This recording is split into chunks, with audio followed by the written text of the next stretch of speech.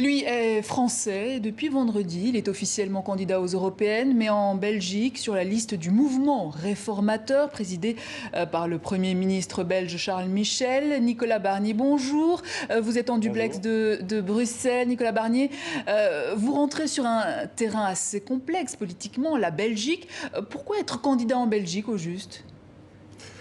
Alors, on a fait le constat qu'il y avait une juxtaposition lors des élections européennes, des débats européens dans chaque pays. Et en plus, ces débats européens, si vous voulez, sont un peu croqués par des problèmes nationaux et des polémiques nationales. Alors, le président de la République, Emmanuel Macron, en soutien avec le Premier ministre Charles Michel, ont souhaité créer un débat public européen transparent et libre. Alors, c'est un choix innovant, moderne, et en fait qui permet, si vous voulez, d'avoir un vrai débat européen. Et donc j'ai accepté la proposition du Premier ministre Charles Michel. Je le remercie pour sa confiance et je suis très heureux de faire campagne en Belgique, puisque je pense que c'est l'essence même des élections européennes, d'avoir des candidats étrangers sur d'autres listes. Et c'était d'ailleurs l'objet même de la proposition des listes transnationales, qui n'a pas été possible. Donc du coup, ce sont des passerelles pour offrir aux citoyens un vrai débat européen public, transparent et libre. Oui, parce qu'avant de vous lancer en Belgique, vous étiez en France sur une liste macroniste Agir. Alors, j'étais pas sur une liste. Tout d'abord, je voudrais dire aux téléspectateurs que j'ai un engagement politique qui est récent, puisque je me suis engagé dans les équipes d'Emmanuel Macron, ayant été convaincu par son volontarisme au niveau européen au moment de la présidentielle. Et ensuite, j'ai dirigé une campagne d'un ami candidat dans le département de l'Aube et nous avons gagné. D'ailleurs, une campagne où personne ne nous voyait gagner. Et nous avons gagné à force de pédagogie, d'humilité, de terrain. Alors maintenant, je suis en Belgique, très heureux de l'être, mais j'ai simplement, en France, soumis mon dossier, respecté les procédures. C'est très important de respecter les procédures vis-à-vis des citoyens.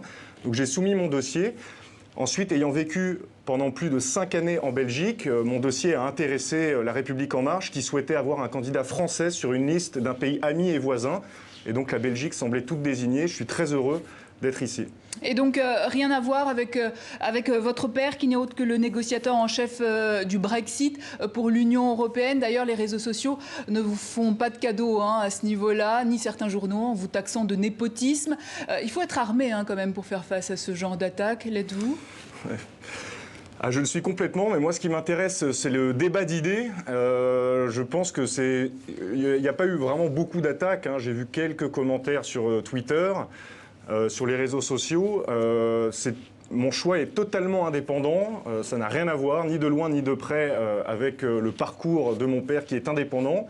On se respecte mutuellement, on a une relation normale de père et d'un fils, mais je mène mon parcours indépendamment de lui et je me suis construit et formé de A à Z seul, évidemment en bénéficiant de ses conseils et de son soutien, mais un soutien vraiment personnel et qui n'a absolument rien à voir avec la politique. Et concernant les quelques critiques, moi j'ai beaucoup de bienveillance sur le terrain avec toutes les personnes que je rencontre, vraiment une bienveillance, une curiosité. Et je pense que c'est ce qu'il y a de plus important parce que je crois vraiment en l'intelligence collective pour relever les défis européens qui nous attendent. Et ces critiques n'ont pas vraiment d'importance pour moi puisqu'elles ne reposent jamais sur le fond. Donc voilà. Du coup, Nicolas Barnier, ce qui vaut pour la France, vous le disiez, vaut pour la Belgique, vu que vous avez travaillé sur le projet européen Agir en France, où il y a quand même des différences. Quel est, vous, votre cheval de bataille en tant que troisième sur la liste conduite en Belgique par Olivier Chastel, député au Parlement belge et ex-président du MR ? Alors, et Frédérique Gries, je tiens à la citer, puisque c'est grâce à elle que nous avons obtenu au Parlement européen l'interdiction des plastiques à usage unique en 2021 dans l'Union européenne, à l'heure où il y a une sensibilité écologique, à laquelle d'ailleurs je me sens extrêmement proche, étant assez proche de Nicolas Hulot, donc je connais ces sujets depuis bien longtemps. Il faut la féliciter, comme quoi on peut obtenir des résultats à force d'abnégation et de travail. Maintenant, moi, j'ai 3 priorités que je porte dans le programme du mouvement réformateur. La première, c'est donc la transition écologique et la protection de la biodiversité. Je crois en une phrase très importante que sur ce sujet-là, c'est un défi collectif. Et je voudrais citer Jean Monnet, il ne s'agit pas d'être optimiste ou pessimiste, mais déterminé. Et nous le sommes, et je le suis totalement. La deuxième priorité, ce sera évidemment la jeunesse. Je crois fortement au programme Erasmus. Je pense que pour se sentir européen, il faut savoir vivre l'Europe, pouvoir vivre l'Europe.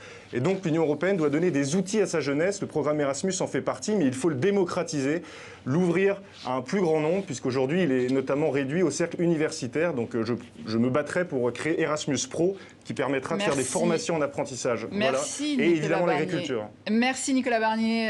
Malheureusement, on manque de temps. Je rappelle que vous êtes candidat aux élections européennes, 3e sur la liste du mouvement réformateur en Belgique.